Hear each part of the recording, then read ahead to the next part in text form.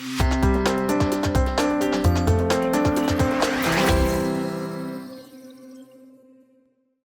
hey, hey! This is like my boss, who is Danish, actually greeting us all the time. Yeah, so it gets into you. I'm actually not Danish, I'm German. I'm the VP of the DACH region from Germany, also Switzerland. I have set that up about 3 years ago when we had literally nothing here in that region. And since then, I've been building it. So I got the honor to introduce you to Keepit for those who haven't met us before, and also give you a bit of an update. Also give you some statistics around the market, which might be helpful to understand how German customers perceiving it. I can talk a little bit less about other regions or countries, but if you're more interested in that, then of course I'm here to help a little bit. Good, so first question usually is like, what does Keepit do? It's pretty simple. We back up data from SaaS applications. Yeah, we cover certain workloads here. There will be more soon. We come back to that. That's the reason why you have these 3 little dots there. The latest term I've learned, I thought it was a marketing term from backup companies. Actually, it's from analysts. Yeah, is SaaS data protection. I personally, in Germany, don't really like that because if I translate it back, SaaS Datenschutz doesn't sound really, doesn't make sense in German to me, I must say. But SaaS data protection apparently is now the term where backup and recovery is kind of part of it, but other elements are coming into this whole thing as well. I'm not really sure if it's Gartner or Forrester who brought that term up, but apparently it's now the latest analyst term for that, what we do. But let's talk real terms, because I love to talk real terms, which is we back up data from SaaS applications. Of course, we also restore it, and we can do other things with that, which we're going to see in a second. That's the only thing, by the way, we can do. We only can do SaaS data applications. We don't do infrastructure. We don't do on-premise. We do backup from cloud to cloud of those SaaS applications. So the next question usually that comes is then, why the heck do I have to do it? And let's talk about this very briefly, because you're all experts in this field. But there are many, many reasons why you can lose data. Of course, because of malicious users, attacks, tools go rogue and do things that they shouldn't do. Actually, that happens more often than you think. You have misconfigured something like retention policies and everything is gone. So there are many reasons why you could lose data. And therefore, companies come to us mainly with the motivation of what if my security measures haven't really worked out, if that is my last parameter of defense, that I have still some data available and not in case my security measures haven't worked. But that's not the only reason why they should come to us, because at the end you see here there are many reasons. But the key point is, and the key misunderstanding is that very often companies do not understand that it's their responsibility to take care of the data. So there's a term, actually I think Microsoft brought it up probably for the first time, that there's the shared responsibility principle. And that means, we as a SaaS provider take care of applications, and that the application runs essentially, and you are taking care of your devices, your users, the setup, and the data. They were not very clear about that, Microsoft, neither the others from the beginning. When we have started a couple of years ago, it was mainly the task to educate customers on it, that they understand it's your job. And then they said, yeah, I don't believe you. That's the reason why we have started using actually this Microsoft graphics, and there's a link below here which you can use later, where you can click on it and see that chart actually. But for the ease of it, we also have extracted here a couple of sentences from the user agreement where they clearly say you have to have a backup. And fun fact, if you look up in Microsoft support pages what you have to do when a ransomware attack has destroyed your Office 365 tenant, it does say, well, kind of switch off, which is a bit difficult in the cloud world, but switch off. Maybe they should ask, no, I don't go there. So switch off, and the next thing they're saying is, please use your backup in brackets in case you have one. Yeah, but in the meantime, they're a bit more explicit about it. Also, they have launched something what they call a backup, which is not a backup. So it's the final proof that there is something to be done. But it's very clearly stated here right now that you have to do something. And actually, that's the case for any other SaaS provider. It's your job to make sure your data is kept in some way, ideally. Yeah, do you lose all the time data in your, in your day-to-day business? No, but you can lose data as we've seen. Please. What about GDPR? That Microsoft might have no responsibility for it, but if it gets stolen from Microsoft, it's your problem. If you back up and the backup goes outside Europe, it might be your problem. There's an awful lot of responsibilities you have for GDPR that people tend to neglect because it's not obvious to them. Yeah. Indeed, GDPR is a key point. Let me come back to that because I covered that explicitly in a couple of slides because it's one of our big differentiators. Yeah, that you shouldn't keep all the data actually with a hyperscaler or maybe accessible from the outside.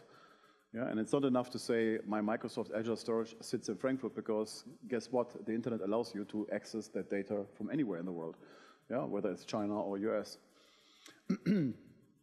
So the other reason why often customers don't realize that they have to do something is because they've kind of mistaken some of the other features in a product, yeah, that is a substitute for backup. So most famously the recycle bin, which is good, yeah, that you have it. I mean, we all used it probably a lot. And then there's also versioning and litigation hold for those who are familiar with that. Other ways of kind of keeping the data in Office 365, for example, to a certain degree, but with a complete different purpose. That doesn't substitute a backup. If you really have to restore an entire tenant, there's no way that you can do that with a paper bin. By the way, that will be encrypted too, yeah, in case of a ransomware attack. So that is a mistake. The mistake is as big as that of these about 450 million users, which Microsoft has right now on Microsoft M365, roughly 15, maybe 20% of those customers today or users are protected through a backup. So bottom line, 80% or more don't have anything. And when we started, it was like, of course, there was nothing. But if we now talk to customers these days, it's like a third, one third like, oh, really have to do something? The other third is like, well, I think we should do something, but I can't convince my business or my management to spend money on it. Yeah, another third is like, we're kind of working on it, have it on in our plan now to do something there, whether for all workloads or for just Microsoft or whatever is a different question. Yeah, that is actually the case here for M365, that 80%, maybe more, don't have a backup.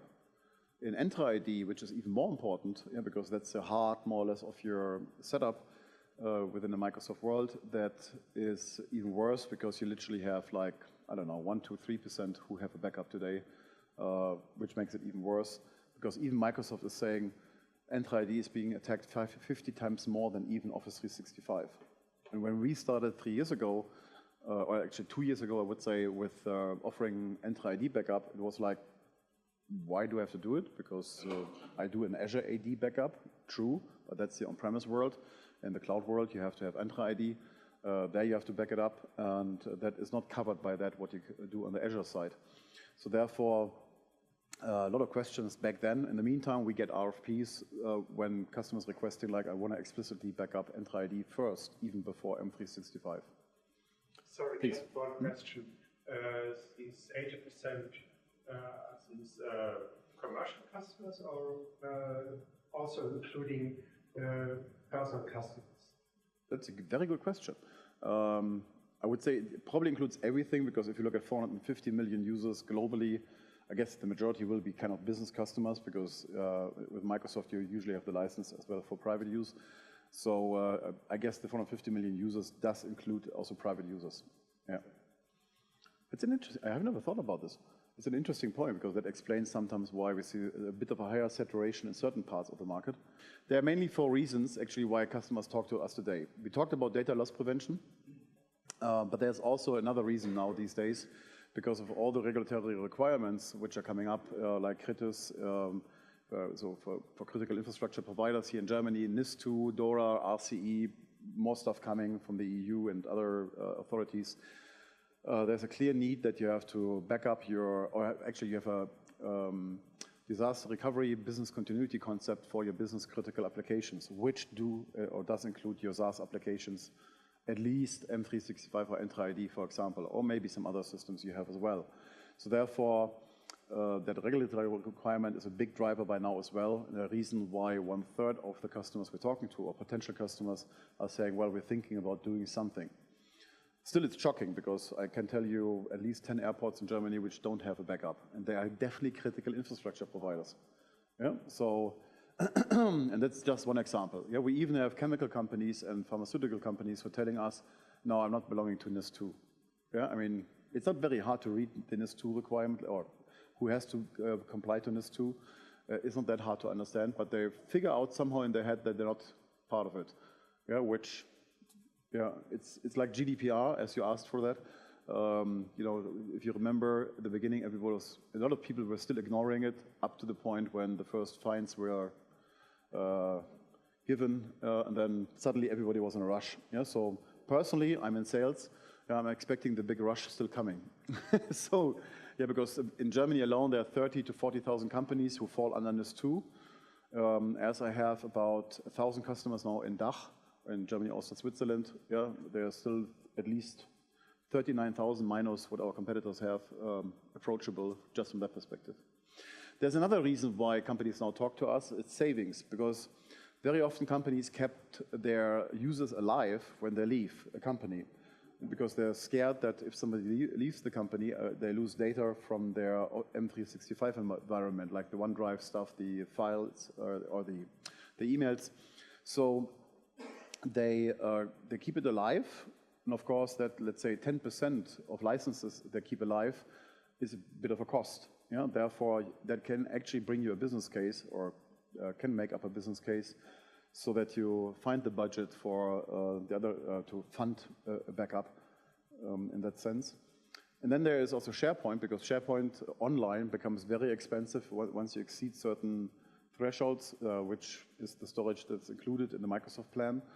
And they can go easily into 6-digit figures a year and more. We've seen where companies are saying, well, I want to dump a lot of the data into backup, so I still have it, but I can pull it back when required. And given that you only pay, in our case, you have unlimited storage and you have unlimited, I'm missing a word, not sustainability, unlimited retention, thank you. Unlimited retention, unlimited storage. You don't pay for any traffic. That's very tempting to say, like, okay, let's dump stuff into our backup. Yeah, and if you really still need it, then we can still pull it back without any extra cost. And then, of course, there is a new thing which kind of always was there, but now coming more and more up: data resilience. You know, how do I make sure I have access to my data, even if some guys might have different thoughts about this? Yeah, so. You've seen all these headlines, you've seen probably a lot of these statements like maybe Mr. Trump is switching off the internet for Danish people so that they hand over Greenland. Yeah, so this is a clear statement. So whatever the message is, of course, it will never happen, everybody's saying, especially Microsoft with a great storyline they're pushing, especially in the German market or in Europe these days, that they support European sovereignty, etc., etc.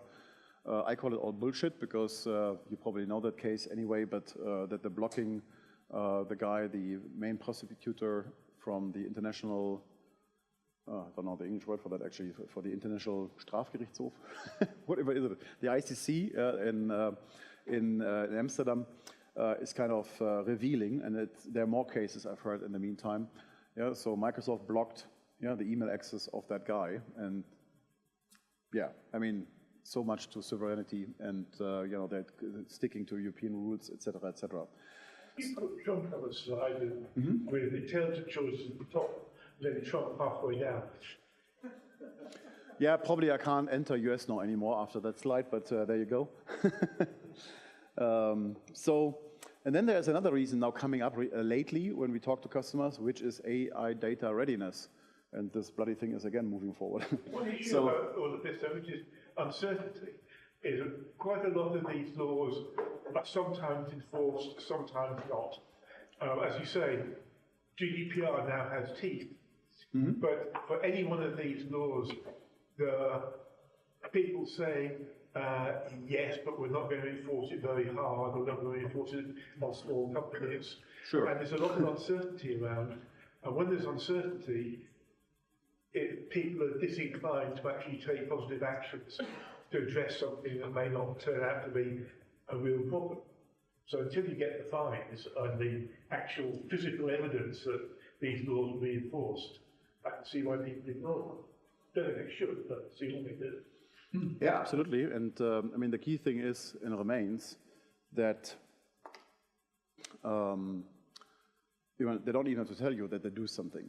Yeah, and there's a clear statement from the US, and this was before Trump. I mean, that if you're an American company, you have to give access to the data anywhere in the world. It doesn't matter what the local law is. Yeah, and have to do this. And by the way, there's one competitor who's quite Chinese-based. We have. And it's kind of interesting because if you go there into the detail, you will find that a Chinese person, not a company, a person has to help the government on accessing any kind of data. Yeah, so even if the company might want to resist, it doesn't mean that the poor guy or girl, whatever, that's true can in resist. England, Is it now? I think the English terrorist acts and things say that if I have data which the government thinks might be encrypted, I have to help the government to access it. Even if I never knew the key, I just have a key. Okay. There's some very strange laws around the world. Interesting. I haven't heard that before. Okay. But that is actually quite helpful information. So I'm learning a lot today here. I will double check it, but I'm in sales, I can just pretend. Yeah. Okay. It's also very interesting to know, you told us, you're talking to the companies, who are you talking to within the company? And how does that cycle down into the company itself? Because I think there's a lot of misunderstanding between all the layers, because X says, yeah, we have it, or X says, no, we don't need it. Y says, we have to do a little bit of both. And the people that need to do the backup are totally in the blind on, okay, so what do I need to do? How do I do backup SaaS applications?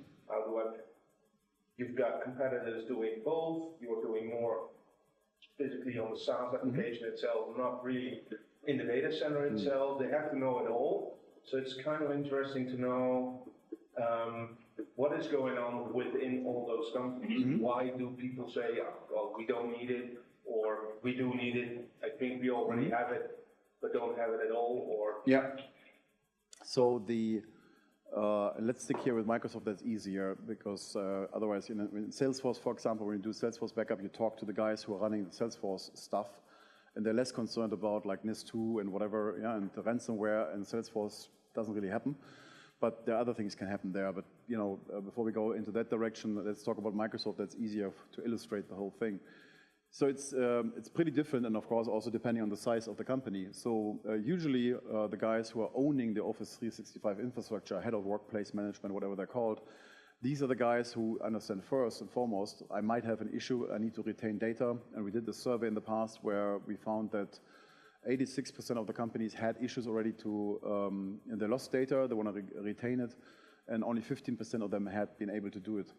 Yeah, so it's a bit of an older study that we did at some point, but it's probably still the same, and that's the reason why those guys on the working level, let's say, they usually get it quite fast. It's more like, how do I convince my superiors to do it? And there, of course, these days that helps, and of course, educating your superior that they're personally liable for that in the future, and you can't delegate it to a D&O insurance and stuff like that. That helps a lot. The regulatory pressure definitely helps in that environment. But you also have then, therefore, because of this, the regulatory part, you have the compliance officer or the chief legal officer who's now engaging in the discussion. At the same time, you have the CISO who understands I'm never going to spend enough money on security to protect me against all kinds of attack vectors. Therefore, having a backup is quite essential. Isn't there a problem calling the backup though? What you really need is a restore strategy. True. And what worries me from both the banking side is that it wasn't the backing up was the problem, we did that. It's could you get the stuff back again in such a way as you could process it?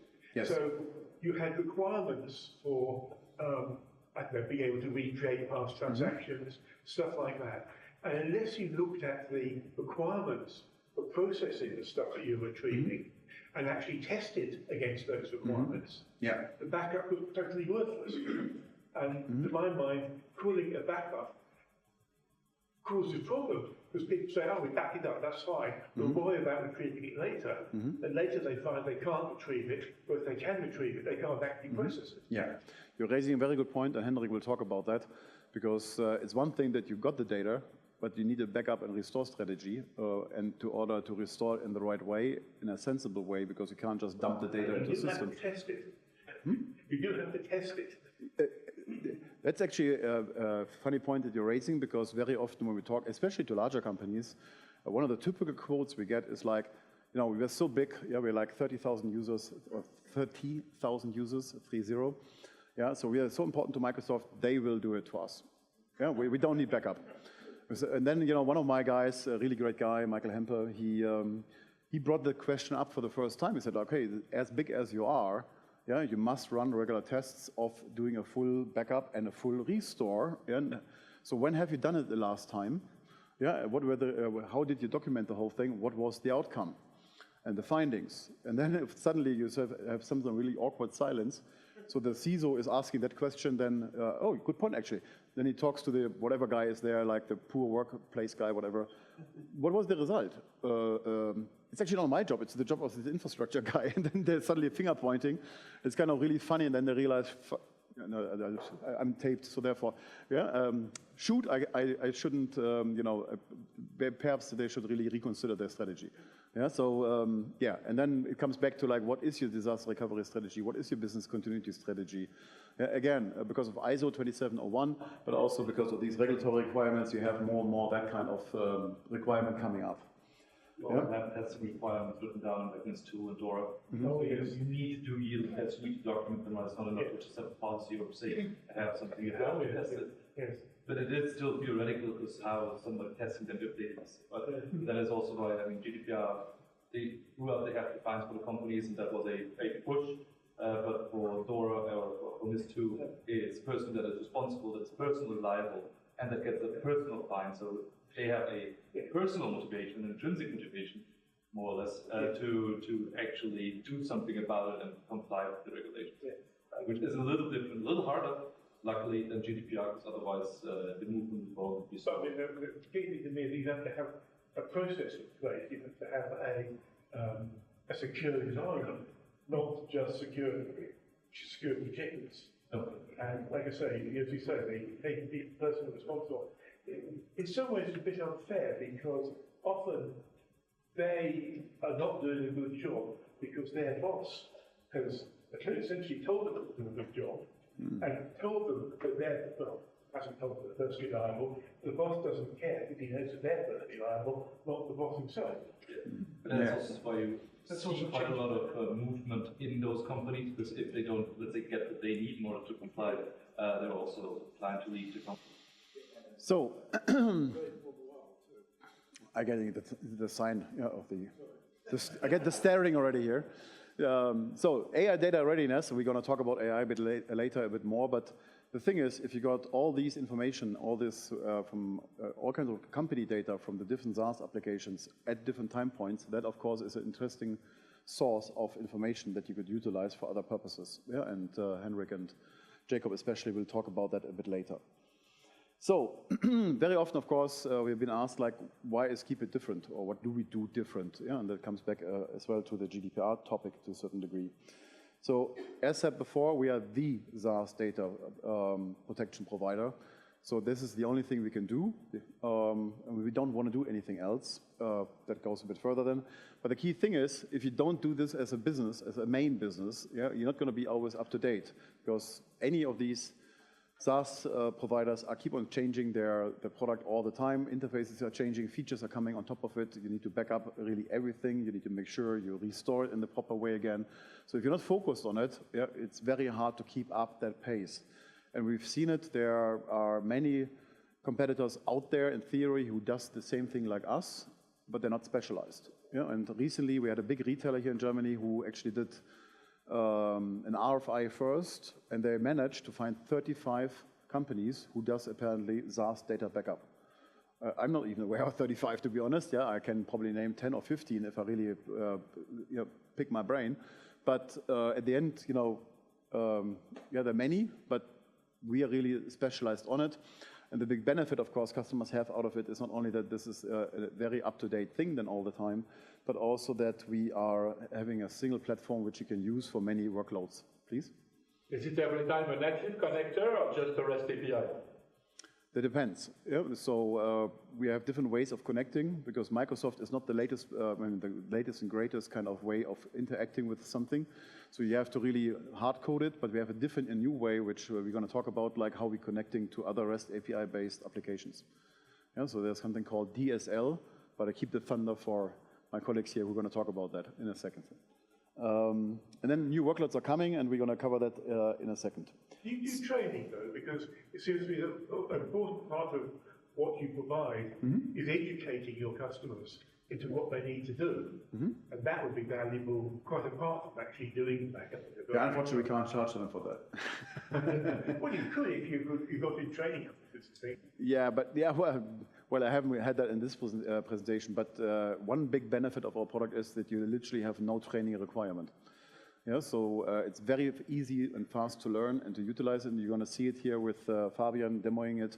Yeah, you're going to look at this and think like, that looks easy, I can do it. Yeah, and of course, it got some complexity when you really have a large organization, but the overall setup is very, very fast, and it's very easy to use. But that implies that the customer has a certain capacity and knows what they're doing. And I can imagine. Yeah, but to some degree, they must know what they do, because otherwise you can't operate your Office 365 environment either. Yeah, it's rather an SMB thing. Don't know what they're doing, actually buy stuff, install it. So one of the big differentiators is, besides being the specialist, is that we have a complete independent platform for the whole thing. So we have our own data centers globally. We have here in my region, Frankfurt and Switzerland since last year. Frankfurt was here for a long time, but Switzerland we also have set up last year. So we have 7 regions in the world. There are always 2 data centers in each of these sub-regions. We do 4 copies of each data. It's all hot storage. And the key thing is, yeah, it's our own data center, it's our own hardware, it's our own software, it's our own file operating system, and many other special tech we developed for that purpose. So the master brain is sitting here to the right. That makes us completely independent of any hyperscaler. And if there's one big argument that we're having when we're talking to customers, besides, of course, that you have to have a product that have all the features and functions, and it's easy to use, and has a competitive pricing, which we all have, is this independence. Because more and more customers, also in the context of what I've said before, do understand it makes sense that I have my data on a complete independent platform. It's not relying on any American hyperscaler or whatever hyperscaler. So I can access the data even if anybody goes ballistic, or even if the SaaS system is down, I still have access to the data. Yeah, that's a key differentiator. And many other benefits you can get out of it in general. And the third big differentiator is that we are a European company. Yeah, so we're Danes. We got at least 2 here.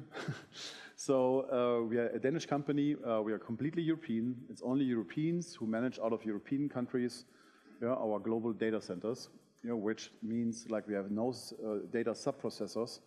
And that has the big benefit that you can streamline your entire compliance process in the GDPR world.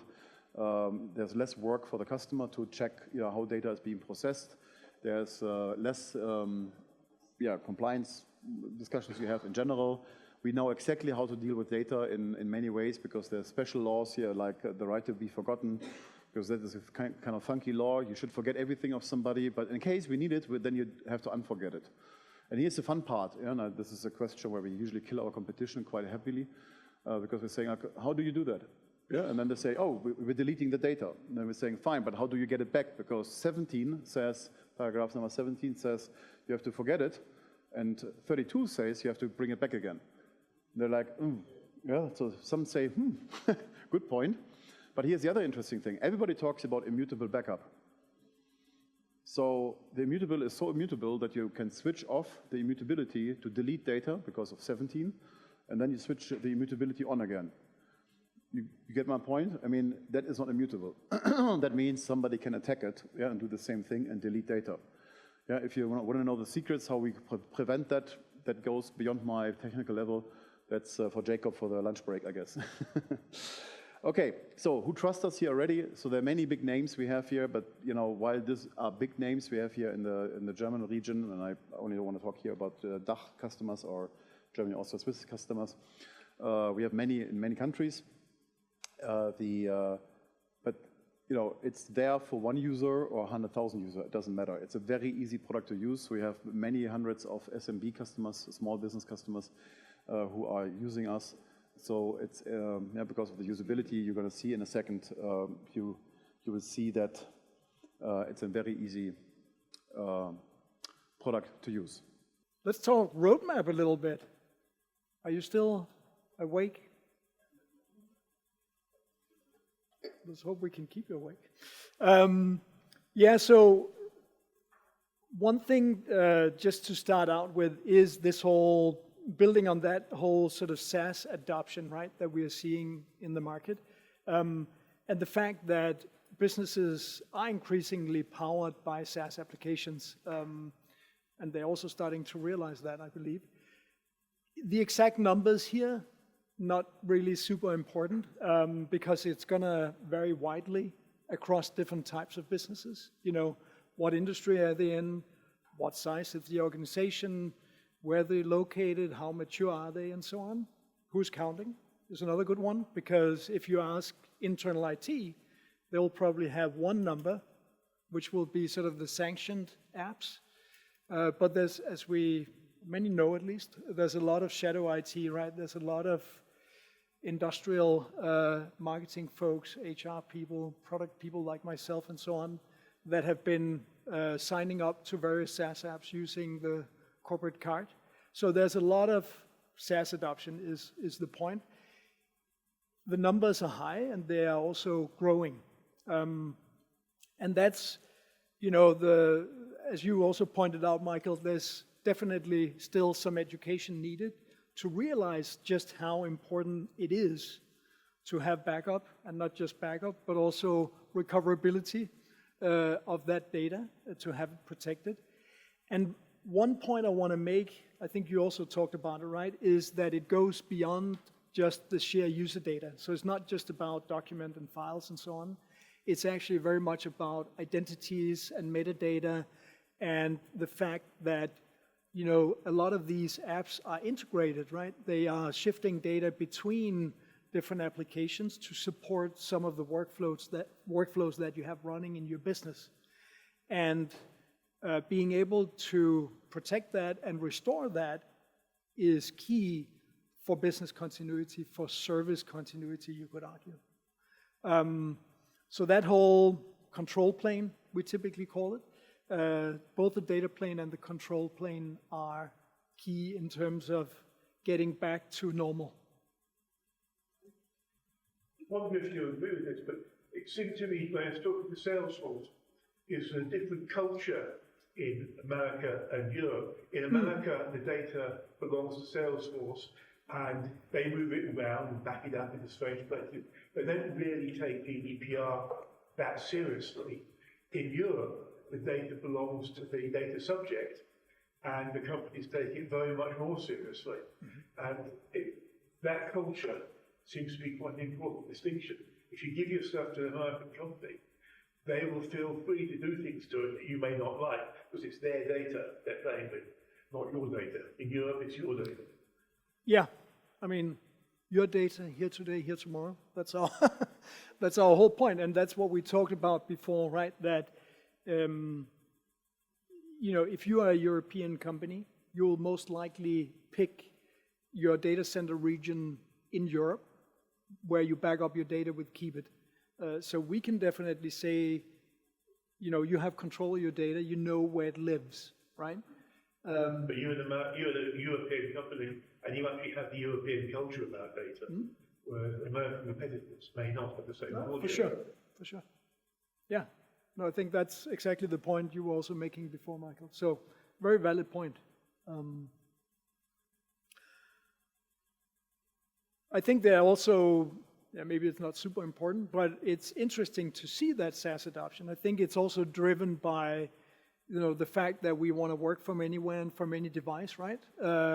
We want to make sure that we can attract the right talent, frankly, and keep them, because they want to work with the tools they know, with the best tools that are there, right? And this also means, of course, that every organization, every team, every business is going to pick slightly different tools that maybe at the face of it are, doing some of the same things, but they're doing it a little differently or a little better, just for my need. And that's why we have that proliferation. I think when we're counting, it's 20,000 or so different SaaS apps out there, right? We're not backing up all of them yet, and we're not really working towards that, but we're working towards backing up a lot more than we are today. So let's talk a bit about that. You talked about shadow IT a little earlier. I think I might have missed your response. If you're using your corporate card, how do you then get back into backing it up? Because people who are using their corporate cards aren't aware of the need to back up. That's the exact issue that IT is having, right? So we are seeing some companies now that help businesses realize the use of shadow IT and help them become compliant, really, and help them be protected, right? So there is... So it needs education from IT to the businesses. Absolutely. Okay. Yeah, we're doing that in our own organization, for instance, right? Or the compliance route, right? We have a very eager and probably a role model customer in Germany who recently came back to us with a list of applications that they found also within Shadow IT and everywhere that in order to be compliant with DORA, they need to back up. And they gave us that list basically as a hint on what to develop, right? Unfortunately, not all customers are like that, but there are customers out there like that, and that helps us getting educated about the needs of organizations like that when it comes to DORA, because it's always about business criticality and business continuity more than anything else as a driver. So it's either the internal IT or the IT spreading it up, or it's the compliance department spreading it down, and then they hopefully meet in the middle. How did they get that list? How, did they ask all the businesses, or, you still have to find that, IT still has to find out. How did they come up with the list? That is a very good question. I got an email with that list, so I don't have... So why don't we maybe take this offline? That's fine. Carry on, Yes. because we've got quite a few things to cover. Sure. So, what are we doing to help our customers be resilient as they go on that SaaS journey, right? And to that end, we are accelerating our coverage quite dramatically. So over the next year, next months, throughout the rest of this year, we are adding 8 new workloads, 8 new SaaS apps that we cover, which will actually double the number of SaaS applications that we have protected. So we have Jira and Confluence. It says now, we are actually releasing those two next week. We also have a blog post that is going to be released and coming out on Friday. You will get an exclusive preview to that blog post. Katrina will share it after the session here. So that's exciting times. We're actually getting really good feedback on Jira and Confluence from the beta testing we've been doing. Then we have Okta and dXSign coming out in August. We have 𝗦𝗏 coming in September, and followed by Bamboo HR in October. And then towards the end of the year, we have Slack and GitHub also coming out. So as you can see, we're also, moving into quite, a bit of different functions in the organization. How do you handle GitHub? It's not really a social platform. Say again? GitHub is not really a social platform, so how do you handle it? So they do have the cloud version of GitHub, and that's what we're going. So the repositories, for instance, I can probably get you some information about the coverage that we'll have in the first iteration. I don't remember that off the top of my head. But are GitHub repositories already distributed among all the developers who are using the repository? So why is there a need to additionally backup this? It's kind of interesting because we had the same thought, honestly, as we did the investigation, and what we're hearing from. So it is true, but I think it's the convenience, to be honest. So having to try and piece everything together in case you lose something, they just like the fact of having this set up, and I think there's something around the control plane as well. So basically the configurations and so on. So yeah, okay, that's right. Right, All so the being CI stuff and probably tickets and stuff like this. Yeah, exactly. Yeah, okay, I see. So being operational again if something goes wrong, right?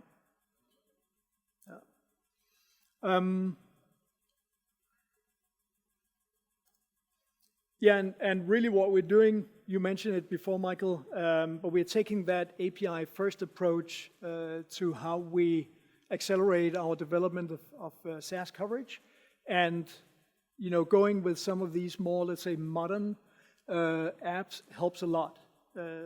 Microsoft 365 is a beast. It's come together, over many, many years, built from, yeah, more about it than I do probably, but it's a complicated world, and things change a lot over time and so on.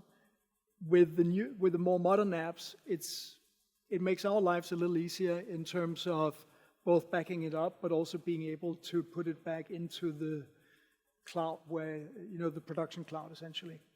How do you manage expectations? Because you're offering people compliance with GDPR and things like that. If I'm doing a SaaS application, I'm doing Salesforce or something on my laptop, and I take my laptop out of Europe into America, when it's going to be possibly picked up by the local immigration people, and I may have data on my laptop, local files that I don't know how it works with some of these SaaS things. I may be trying to do work from America that I would normally do in Europe, and the data is actually going over to America and appearing on my laptop. And I may have the assumption that I'm actually compliant with all these things because I'm using you, and yet there's lots of things perhaps I can do which break that compliance that I need to think about. But that starts earlier. Yeah. Yeah, because that is not our job to do. That's your production environment, right?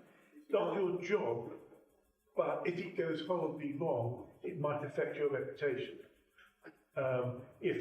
We have to make sure that our data is compliant. Yes. That we manage the data that you gave us or we backed up in a GDPR manner. But if you screw up your computer setup and you put but data, doesn't manage expectations, because if people's expectations are that they've covered all of this by buying you. Yeah, we haven't seen that issue. I think we are the extension into the backup world where it allows you to easily be GDPR compliant, for instance, right? Actually, it's one of the reasons why I don't like the term SaaS data protection.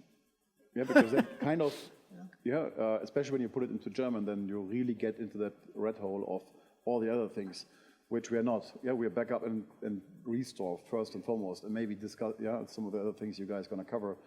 But the data protection term can mislead here to that direction. So I actually thought you were going somewhere else with the question, but anyway, that's good.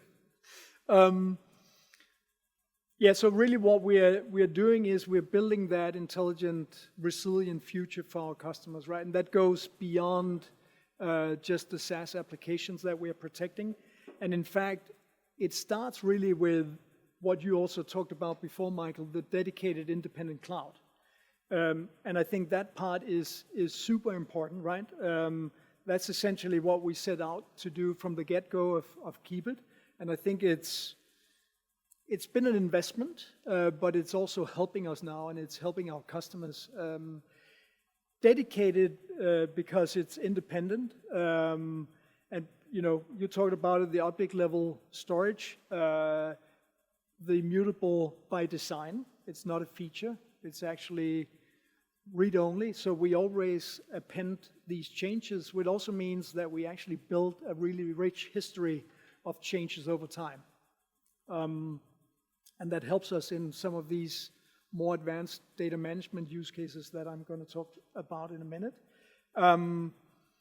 Independent, because we run our own data centers. We talked about the GDPR and the compliance benefits of that. There's also clearly the cost issue, right? The fact that we are not reliant on public cloud, on hyperscalers. And that is one of the key reasons why we can offer this per seat pricing, where there's no, extra storage costs or ingress, egress fees or that sort of thing.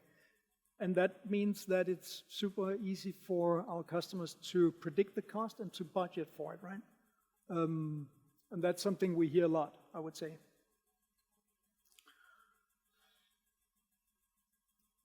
Now, that's another key point I want to make, the fact that it's a single platform that is built on top of that architecture. So what it means is that it's not just a single pane of glass, it's a single experience, you know, regardless which workload you're working with. You're actually going to show a bit of that afterwards, Fabian. And it also means that as we now add coverage for these new workloads, it is, I say plug and play. It's maybe not exactly plug and play, but it means that all the capabilities that we have in the platform are now working across the different workloads. And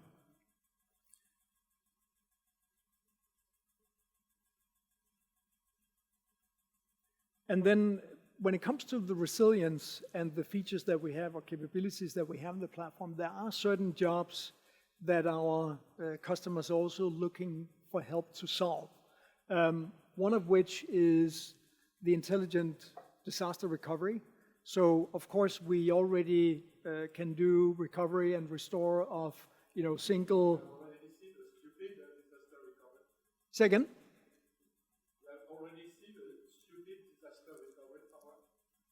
If we've seen a stupid disaster recovery. Ah, I get your drift. So what we mean with that, thank you for the cue.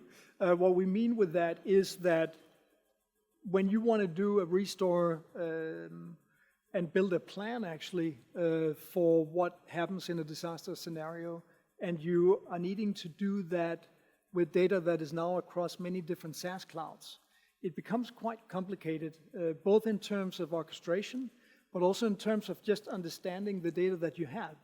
So the ability for us to go in and look at metadata, look at these changes that you've seen over time, how is data being used, we can make some suggestions to help you make some better choices, some more intelligent choices. So that's what it's about. Every of this kind of solution are doing like this way.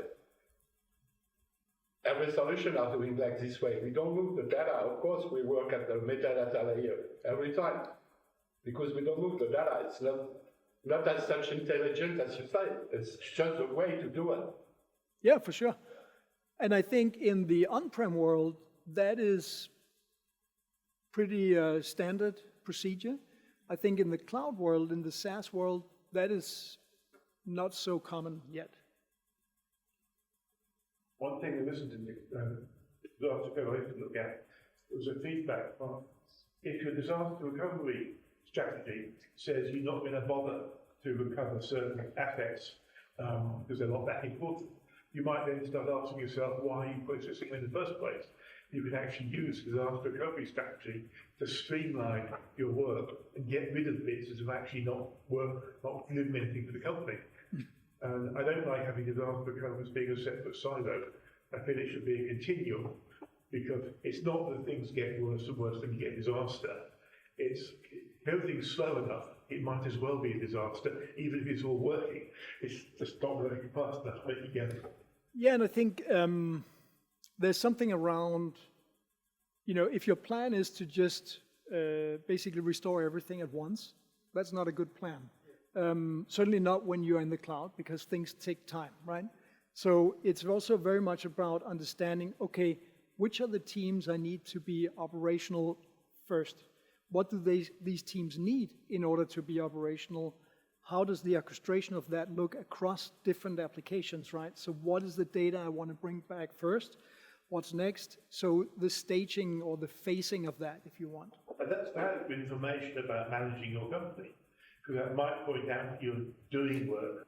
You're absolutely right. So we can do things to help with a disaster recovery plan, but obviously there's a lot of knowledge and intelligence from within the organization to actually build a proper plan, for sure. For sure. I'm getting the eyes as well. So, and maybe somewhat to the point you were making, there's something around security insights as well. So as I mentioned, we have the full history and the rich history of changes. Now that companies are using SaaS apps, their attack surface has also been expanded. And this gives us a reason, or not a reason, a way to actually help them get some of these insights, things that are looking anomalous, things that are maybe not on trend, things that are also not on trend across different, maybe it's certain users across different workloads, where we see changes that we wouldn't expect. Then we can highlight that. We can even integrate it into CM systems. We actually have some of that already, but we are adding intelligence. We're using that word too much, I hear. But we are adding sophistication when it comes to also looking, for instance, for encryption and for more sophisticated ways of identifying these anomalies. So it's a way to help the IT security teams get some more events and more inputs to, have them,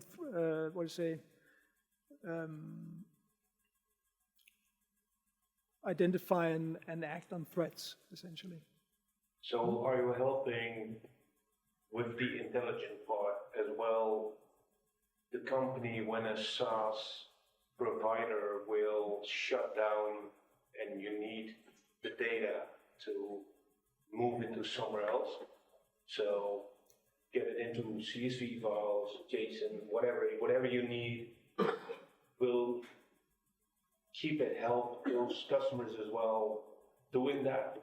Or are they solely reliant on the SaaS provider giving them a certain time in which they can get everything out, or can utilize you for that as well?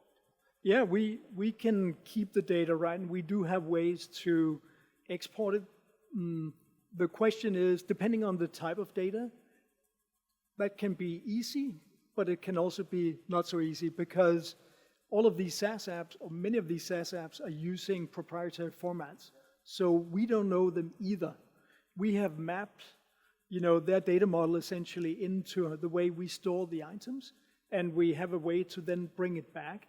But we don't have a way to, we haven't built the application itself, obviously. For me, that should be something that the salespeople should take into account during the conversation as well. No, but I think it's an interesting, we have actually been talking about that. If you have some of these open source alternatives to M365 as an example, right? And we think about the geopolitical situation in Europe, all of these things. You could imagine that someone would want to say, I've been using M365 so far, now I want to shift to whatever other solution. So if that solution has some way to import and make use of that data, of course we could help with that, would be my expectation, right? Yeah, I know. That was actually one of the examples I had in mind. Yeah, you're absolutely right. Some of the municipalities have taken that decision now, right? Yeah, you're absolutely right. And then to the use case we talked about, savings, it's very clear that some of our customers have taken on the use of SharePoint. That's the biggest culprit here, I would say. And I wouldn't say they regret it, but they have a hard time controlling the cost and controlling the proliferation of data. And the issue they have, the challenge that these IT teams have, is they don't know what to keep and what they can get rid of because they lost control, really. All the SharePoint sites will be in Keepit. So what we're working on is actually a solution whereby the IT teams can still give their end users access to some of these sites that they can then get rid of in the production environment, but still preserve in Keepit and keep access to. So that is it for the roadmap. Quick question. Yes. On roadmap. So you mentioned some of you didn't mention the competitors, but you mentioned competitors. A lot of those competitors are coming from the on-prem world. and move into the SaaS world. You are in the SaaS world. Are you going to do something on the on-prem world as well, or is that something you won't? That is something. That's something you say that's for others to do. We're not going to do that. Yeah, the way we look at it is, the on-prem world has been solved. The cloud world is where it's happening. And that was also why I started out with that and the adoption. And that's what we're solving for. So the sovereignty part will be a big one as well. Oh yeah, for sure. I mean, we're going to continue with our, independent data centers, dedicated data centers. We're going to add regions and so on. So that's not going to change. Yeah. That's a good point, though. If somebody has a backup already in the on-prem world, and they are moving to the SaaS, but somewhere along the way they they would want to restore what they have into SaaS. That's not what you're going to deal with, correct? That's not what you will do. Okay, thank you. But of course, while Fabian is setting up, it's very complicated even to say, like, if you have a competitor product and then you want to transfer that data into our environment. Yeah, because you need to understand the data structure of the one party and the other party. Yeah, and we're not revealing how we are storing our data and vice versa. Yeah, and you don't want to make the detour through the SaaS application either. So, yeah, usually these kind of backups run for a certain time in parallel, and then you're moving over to the whole thing. And to answer the other question, actually customers don't want us really to go into the infrastructure space because they have a solution there. They don't want to replace their VMs, their Commvaults, their whatever. Yeah, so that's, yeah, but it sometimes, I know for a fact, makes the discussion harder because they already have a solution. Yeah, you mentioned Veeam, they already have Veeam, so it's easy to go with the Veeam path because they already have it. So you see, this was my biggest fear. This was my. Yeah, but this getting it in a whole. It's the same way as Microsoft does it, right? They can just sell you the whole package instead of. Yeah, if they do it right. If they do it right. Yeah, because my biggest fear was exactly that when I started here 3 years ago. Yeah, we literally lost no deal against Veeam. And I tell you why, because they do realize, okay, in the on-prem world, it was a okay solution. Yeah, but that what they, it's way superior what we do. It's much easier, as you will see in a second. And second, that what Veeam has brought out in the meantime is way inferior to that what we have. So because if you move then to the new solution, yeah, it's looking also different. Yeah, so it's not any benefit having Veeam before anymore because then you rather go for the expert product or the one which has been developed. If your business, right, especially the procurement department, of course, they would love just having a single supplier. But I think what we're seeing from the IT teams, they're basically coming down to best of breed, right? So they want the best solution. And there's the other issue that you mentioned, that when you have a big on-prem business, that's where you invest a lot of money. I worked at Nokia, so I know what I'm talking about.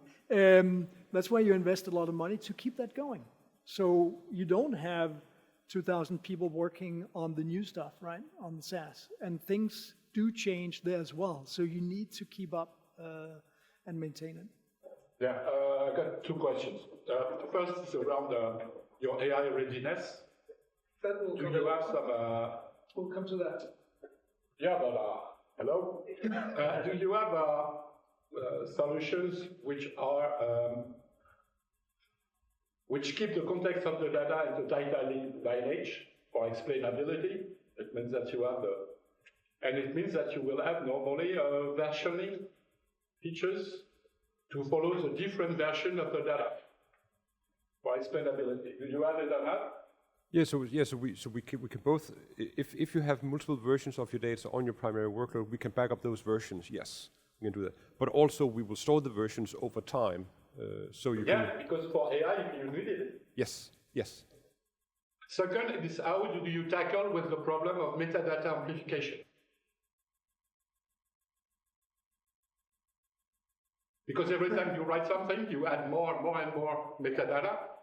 And it means that at the end, the volume of metadata is so huge that it could become unbearable, especially if you based the pricing on what is stored on your platform. Yes, so most of the time we just read. So it's only when you do data restore that we actually write data back into the primary data area. So it's only when you do restores that you actually amplify your metadata. And there you're absolutely correct that we will have, we will then have a new version of the object that we will then back up again, and then now we will have to store a second copy.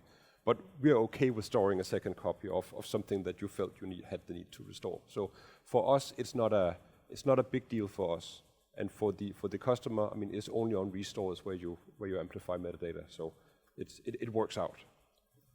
I'm often telling customers as well that when we say we do not care about data amounts, we actually mean it, right? Because the thing we do is writing data and bringing it back, and that is the whole solution basically, right? With a lot of features on top of it, but we don't have to bother with anything else around it. So as long as we have space, and there is a lot of space, we can scale in all directions and make it work without having to take that into account for pricing or any other parts. And just the last one, for the personal user, which means what is the granularity to find back all the file, all the data that I need? Do you have a kind of a data cataloging feature or a search engine in the platform? Both. So when we talk about backup and recovery, we talk about recovery in a very granular manner. That could be work items in DevOps, it could be a single email, and I'll also can go into that. So all you need to do as a Keepit admin, actually, if you have the solution and you need to restore a single mail, but it could also be metadata on SharePoint, it could be not anything, because there are API limitations, but from what we can back up, you can also find it in the backup to restore. So as an admin, you only, and I had to count it, need 10 clicks to restore a single email or anything else that has the same hierarchical level. So you would go to the connectors page, and here you already see the one thing that we have reiterated over and over and emphasized. It is one platform, right? Everything I show now, maybe in M365, is applicable to Power Pages, it's applicable to DevOps, Google Workspace, Salesforce, Jira and Confluence in the very near future, and all the workloads that we add on top. So if we stick with Microsoft 365, because that has been the main topic for today, I can just go onto the connector, and I click on the connector, and I get the different data areas that we cover in M365. SharePoint, groups and teams, Teams, chats, Exchange, OneDrive. So if it's about Exchange, it's user data, so I would go to the users. I would find the user in question, let's say Adele, just to keep it easy, and I can drill down to Outlook, into the inbox, and I see the same folder structure that Adele would see in her inbox or her Outlook, and then I can drill down onto a single item, click on this restore button on the right side, click OK, and that item would be restored. That would be the level of granularity. I could have done a restore on every single level on the very top, restoring all users, all data, or just a folder or anything else. And that is practically the same where applicable, right? But we can restore single permission, single group assignments in SharePoint, as well as we can restore documents or files. Yes? Two questions again. One is, with this sort of process, do you give people an estimate of how long it will take? Because restoring everybody might take several days. That's why you shouldn't do it. Well, yes, but you want some sort of feedback, because when you're panicking because something's gone wrong, you make mistakes. Yes. And you want the feedback saying, do you realise it will take several days before you start? And the other thing was, well, if you've got a on-premises policies for backup protection and so on, and you've also got this Keepit structure for SaaS, the two sets of policies at the logical business level should be equivalent. Do you have any sort of mechanisms for helping people keep the policies consistent? Because it'd be sad if you had a SaaS CRM system, on-premises CRM system, and the permissions and so on were different to those two systems. That might be very embarrassing indeed. So you need to keep this in sync. It is, again, very simple. I mean, we're not syncing them. The customer or the company is responsible in knowing their policies and then applying them also to keep it. And there are two things that are to be considered basically when it is about backup, and it's retention as well as access. And both of those things we handle on a connector level. So you see that we have several different connectors within one workload, such as M365, or each workload itself, its SaaS application, would be its own connector as well. There should be a life cycle policy, shouldn't there? From creation, retention to death. Yes, and we can do that here on the connector level. If you create a connector, you get the same view. So that could also be the initial setup, basically. I just don't have my environment on this laptop. And it is very, very simple and straightforward. There's nothing to overcomplicate things. And it is very simple for SMB or KMU, smaller customers as well as big enterprises, and they're very happy that it is straightforward. On a connector level, I can click on the little log icon and actually assign users to have access to this connector. We have our own role-based access control model giving them permissions, but you need access to a data area in order to use those permissions. So with that, you can separate Entra ID from Exchange, from Power BI, from Jira and Confluence and all those things, right? That is the one thing that is handled on a connector. The second thing is the retention period that you just mentioned. We do offer up to unlimited years. Somebody here has set up this connector for 100 years. Unlimited, where you don't see next to unlimited, that way around, is an asterisk. When we say unlimited storage, unlimited retention, there is not somewhere saying unlimited actually means 20 years and means 50 gigabyte. There is no fine print that defines it any further. But if you have the requirements, and often it's like 10 or 11 years for emails to keep them, because they don't want to keep emails longer than they have to, that's the other side of things, right? But they have to comply with a certain standard, then you can set it up on the connector and limit the retention it's here. funny because for years, in storage, we say that snapshot was not a protection, and everybody is talking about snapshot today. Yes. But I can set it up to 10 years to comply with whatever, not keeping those emails longer, right? There are certain companies that don't want their emails longer than they need to because things were in the press and they don't want that anymore. So they would set up the retention to 10 years and then prove that to their regulators that it is set up to 10 years. Okay, but the consistency among the various systems, you're suggesting is manual, but you don't have a link to registry to make sure that you've got the same users in both systems, and that you have a but it's also user with a high priority that you've got a low priority. Sorry, guys. Sorry, David, but we need to move on because we are keeping an eye on the time. Yes. And we still have quite a bit. So, David, we've got lunch, guys. Okay. So you're very welcome to chat to them then, if that's all right. perfect. I have done demos in shorter time, so I can go through with it. You've seen how to go down to restore a single object, again, restore on any other level as well. But the whole platform approach, because as I said, there's this DORA-regulated customer that knows they need to comply with more things. A lot of customers, especially also in the DACH region, a lot of companies went into the cloud because of COVID. You had to use Teams. When they used Teams, they used Entra, and because they used Entra, why not use Exchange Online and get rid of the on-prem stuff? And we see the same movement now with Jira and Confluence, which is moving more and more into the cloud because it's just more convenient. The convenience of being in the cloud, however, also brings the same responsibility as the customers' companies had on-prem.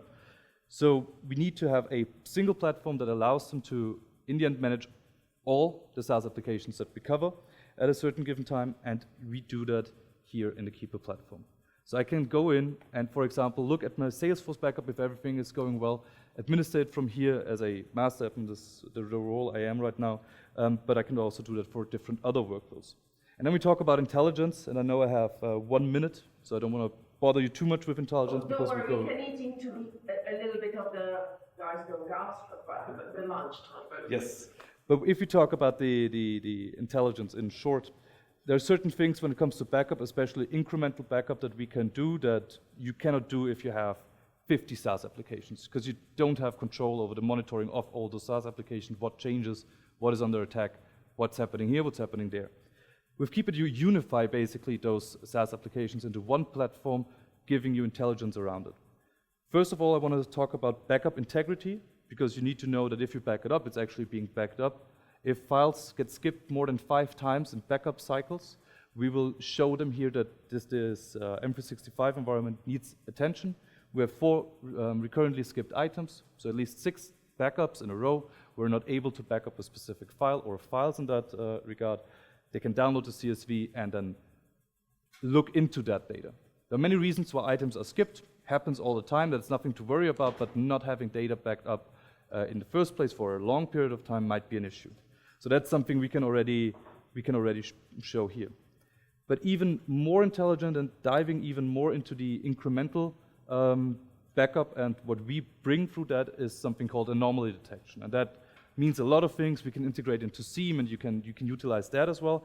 However, because we know when data changes, we know when data changes. So if there is a modification, a deletion, an addition, that is something we will notice.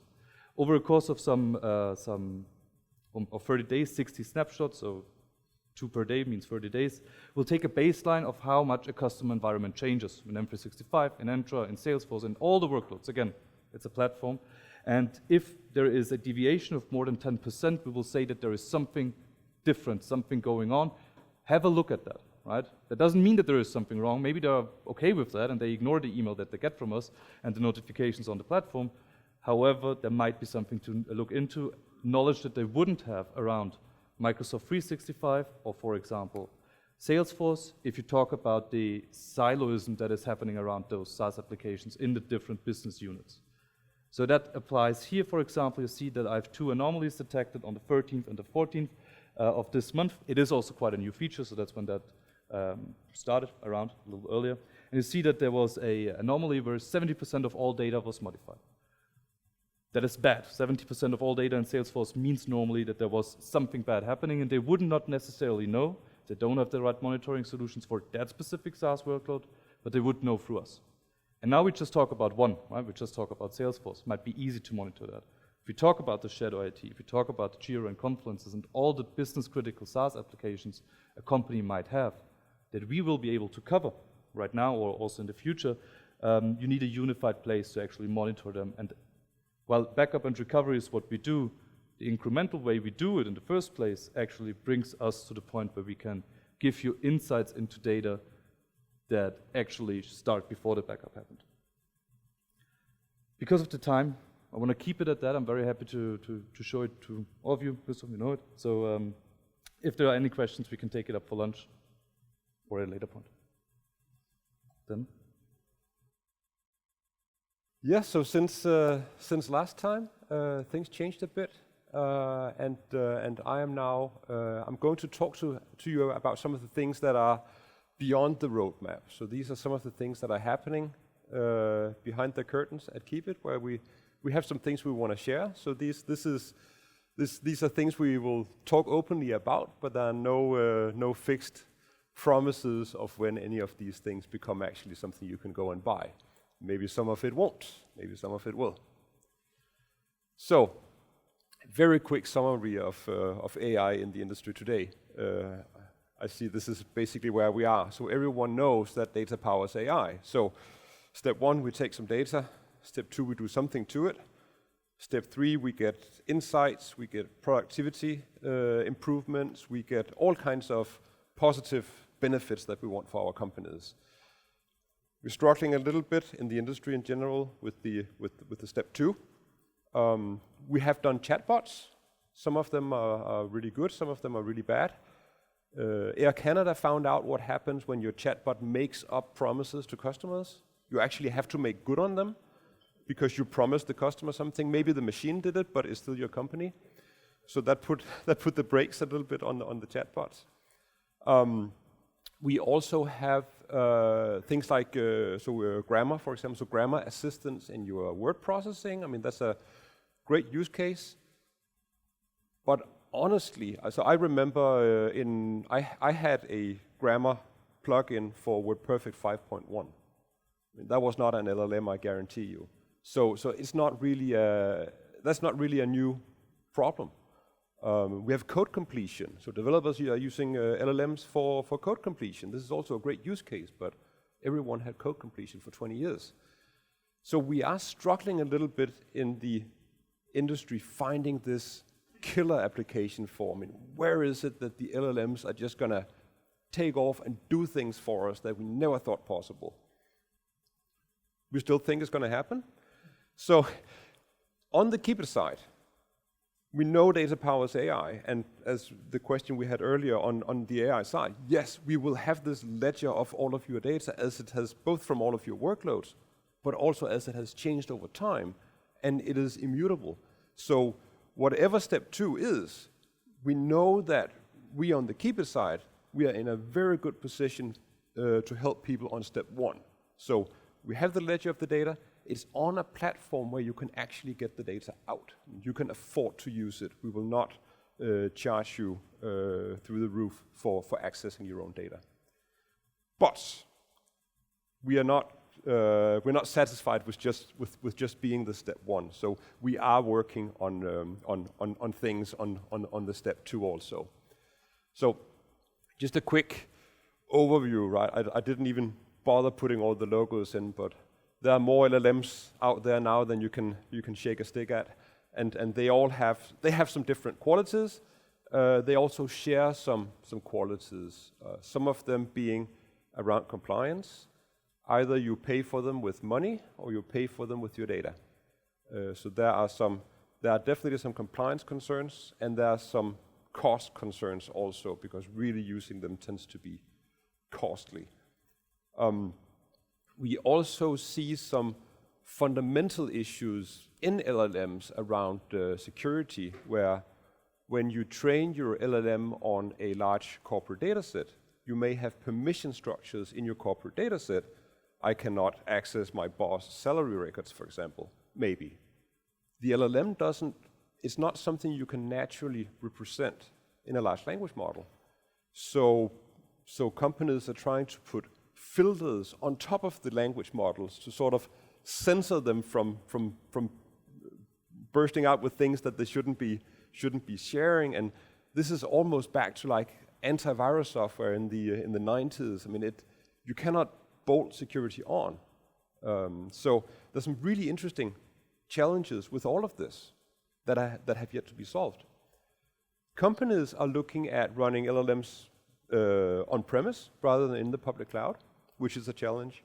Some are talking about small language models to make this more feasible. Maybe we don't need a super advanced model. Maybe something simpler would actually solve whatever problem it is that we're solving. And other fields like computational linguistics and semantics, things that have been research fields for like 30, 40 years, are also seeing the interesting use cases that could be solved with something smaller than the large language models. So lots of interesting things are happening. I want to share a couple of things that we have been toying with on the Keepit side. So one thing that happened recently is MCP, so which is an ad hoc standard for how you integrate a large language model with an API. Now, Keepit have had an API since day one. So we did an MCP wrapper for our API. Oh, excuse me. Just an API, or you integrate already, but that context, what we call server. So we didn't integrate it in our solution yet, but we built one and we're putting it on a GitHub. So you can have it and you can play with it and you can extend it. And yeah, it may go into the product at some point. So we integrated this, which means you can take one of the common LLMs and you can hook it up to your Keepit instance, and then you can do interesting things. So I'll just play this little video so you can see. So we're just asking it. Yeah, you can't read the text. I'll read it for you. Get my Keepit connectors. So I'm telling Claude to find out which connectors they have, and Claude is now generating this list of connectors. And then I'm asking, are any of my connectors in an unhealthy state? So is some part of my backup not working like it should? And again, Claude goes ahead and does the API calls here and works its magic and ends up concluding. So this is not the fastest command line interface I've seen. So it concludes that actually, yes, there are a couple of your connectors that are not in great shape. So then I ask it, could you please start a new backup job on one particular of these connectors?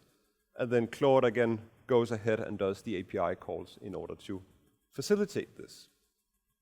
So, this is an interesting demo. It opens up for agentic AI. So you could, just this example is maybe not particularly interesting in itself. People have been hating on command lines for 30 years, and now we introduced the command line. So being a little bit cynical, that is maybe not very impressive. But but you don't have to use. This doesn't mean that this is where it ends. Here we have shown that we can integrate it to an LLM. We are open for agentic AI. You could imagine all kinds of analysis from all kinds of different systems that could feed into actually doing things around your data security, feeding off it or feeding into it. So anyway, a door is open, and we hope that we'll see what comes of this.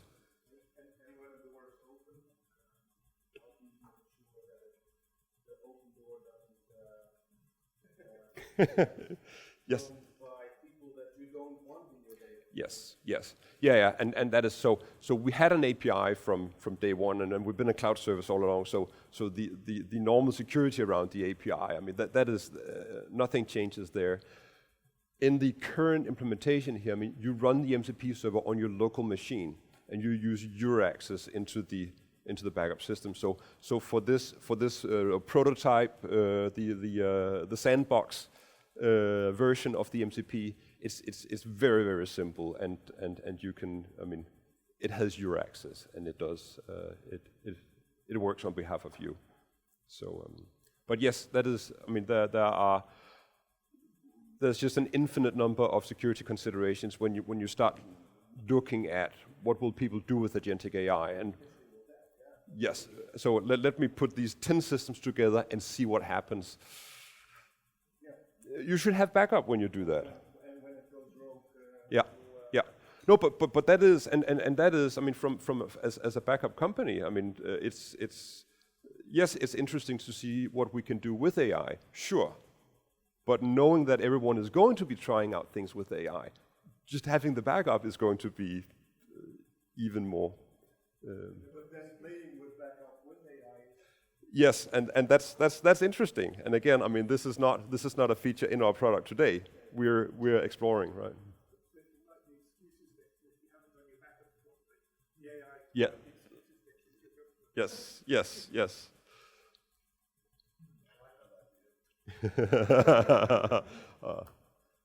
So another thing, AI opens up for some things where we can look at data sets where maybe we can get a machine to make conclusions of a data set that would previously have required a human.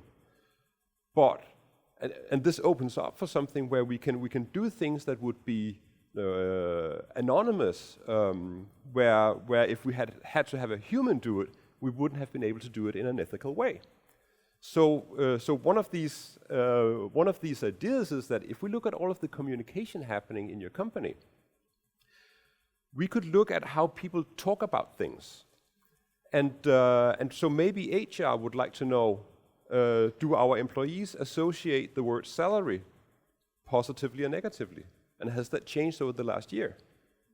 And that's something that this is completely open, and we can do this, and we don't have to know who said what and who said bad things about who. So having a human read through everything that people would write in internal chats would be deeply unethical. But having an AI do this, if it's built in a way where we are absolutely certain that the results are completely anonymous, you may open up for some insights that can help your business in a way that wouldn't have been possible before. So. It comes up with insights totally anonymously.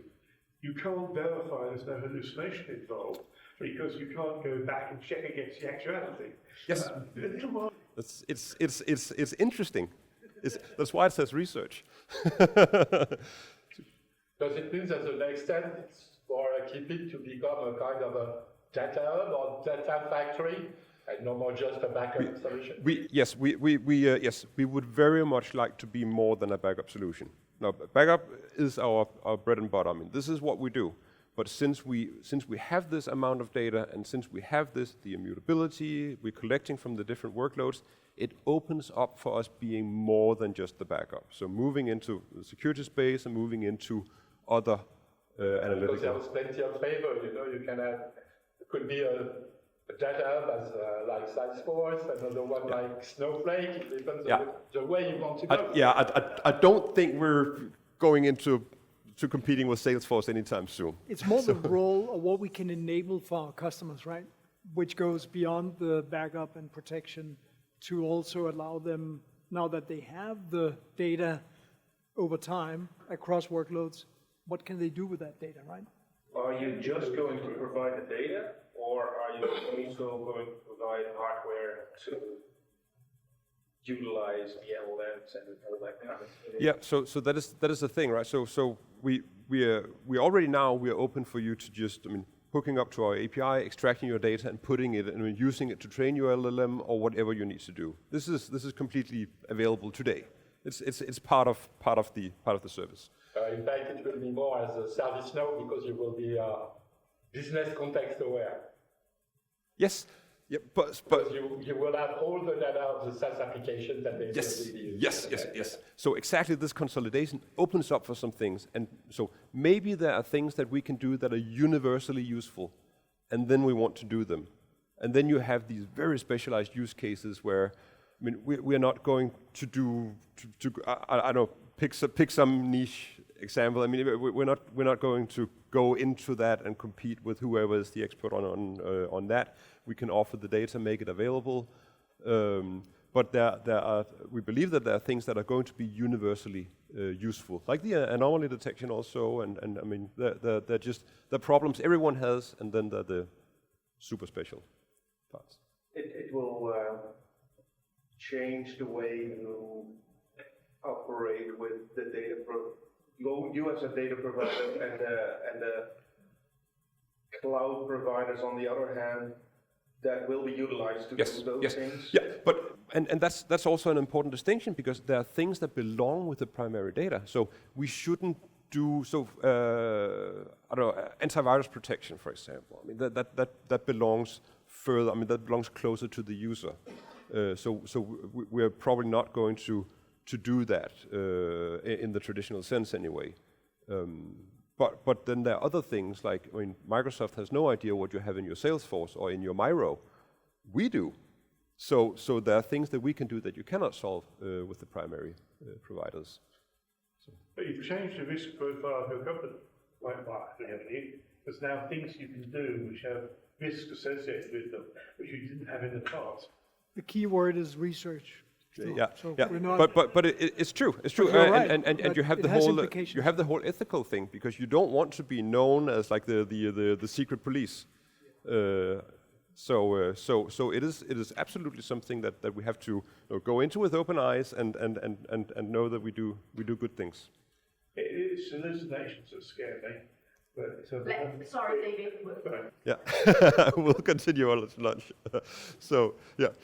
And another simple example is getting employees to classify documents. To make sure that things that can be sent out publicly are classified as public, and things that are confidential are classified as confidential. Getting your employees to actually do that and attempting to apply that. Fine, you can do some things in 365, but that doesn't work in Salesforce, and it doesn't work in 𝗦, and it doesn't work in all of the other tools.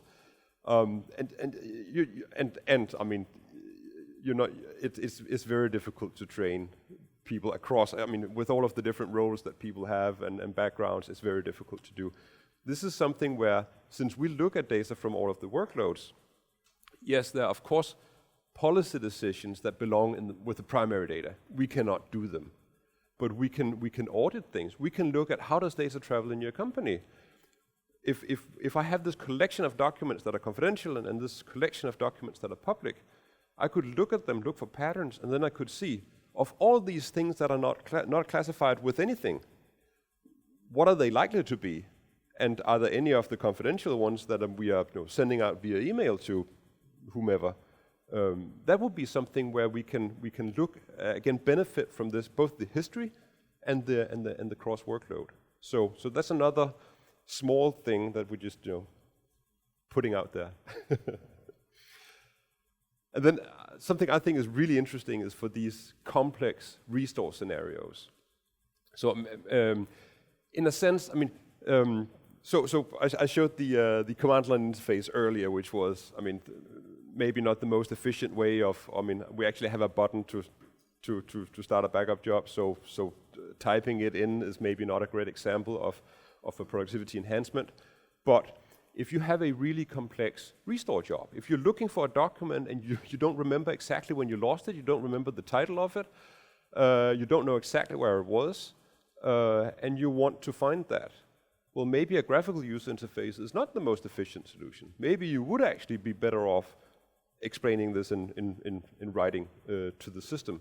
If you imagine that the system knows the entirety of the changes in your backup set, so maybe you only deleted one file over the past 3 months, so you have this file that you're looking for. Well, the system knows that you only lost one file in the last 3 months, so it doesn't have to ask you, do you remember what the name might have been? Do you remember where you might have had it? It can just, the first question the system can ask you is it this file? Because it knows. So for more complex restore scenarios where you imagine that if you got ransomware, maybe you have 10,000 employees, 1,000 of them got hit. Each employee on average has, I don't know, 1,000 documents, and 10% of those got hit. Attempting to go in a graphical user interface and find the documents that were compromised and tick them off with the checkboxes and schedule a restore of those documents. It's possible, but it's going to take forever. Will you take that? So, is that going to go through the admin or is it going through the user? Because so that's a tangent. So we should get back to that because yes. So right now the idea is for the admin, right? So but it is very interesting. So if the admin can describe this scenario, and the system with full knowledge of all of the changes can guide the conversation. So I think that's really interesting where you see that you have the expert system guiding the conversation with the admin towards the solution to the problem. So that is super interesting. And then, of course, the second thing is that we have had the conversation for years, should we have self-service? And some people believe that self-service is a great idea. So when you have the individual end users in the company can go and restore their own documents. And then we've heard from a lot of systems administrators and backup administrators that, well, the users that manage to not use the recycle bin, delete the recycle bin, those users, maybe you don't want to give them access to the backup system because you're going to have to help them anyway. So that's an open conversation. Having a textual interface which could have some guardrails and could have some guiding of the conversation, it invites to reconsider that. It changes what you can. Maybe there could be guardrails so that you could actually do this in I can give you much more than that, but let's discuss. So that's another very interesting research area. Have you also thought about, on this way, providing a data set, for example, for some lawsuit or something like this? Yes, so e-discovery. Yes. Okay. So, yes. So where you can do a content search in a limited portion of your data set, and then package that data set and hand off. Yes. Also for Cortex, stuff like this. Yes. We have more than thought about that. Yeah, okay. Why do you try this kind of things and not just with a simple, Elasticsearch integration? Yeah. So we have a search engine, so you can search across your data set as it is today. So if you're searching for a document name or an email subject, you can type that in today and you will get a very fast response. And it will also search through your backup history. So if you have an email that was deleted 5 years ago and you search for a part of the subject, then it will show up as deleted and you can click restore. I think the way you would utilize this would be much easier within the processes within the company, because you can just, instead of going through all of that, explaining it, HR coming into, everybody needs to know something. If you can leverage it on a basis of it's much higher, and HR goes in and asks the questions that they want to know, and they get the answers right away out of the system, and they can look into it if it's all correct. You don't have to go through many different people doing all the stuff that you have to do right now. Power is also. It will get easier. Yes. But that was actually the end of the sharing a little bit from behind the curtains.